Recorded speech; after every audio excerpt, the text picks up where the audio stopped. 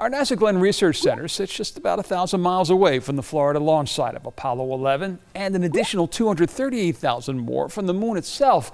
But let it be perfectly clear, what happened 50 years ago with the Apollo 11 mission likely doesn't happen without the breakthroughs developed here. A faded news release from 50 years ago this week shows the pride the folks at NASA's Lewis Research Center, now NASA Glenn, took at what was happening in the universe above.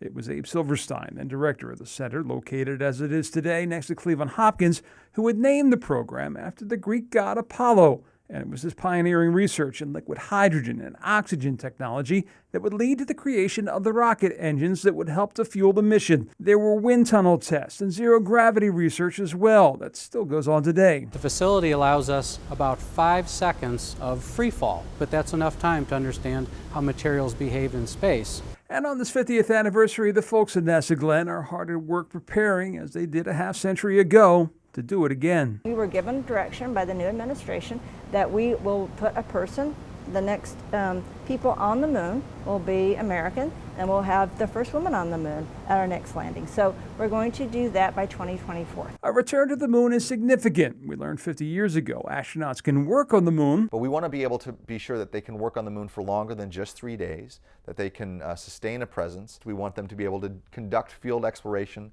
of the moon and eventually on Mars. And though Mars may be still further down the road, what was true in 1969 will be true that eventual day as well. If you're going to get to Mars, you got to come through NASA Glenn. John Kasich, News 5.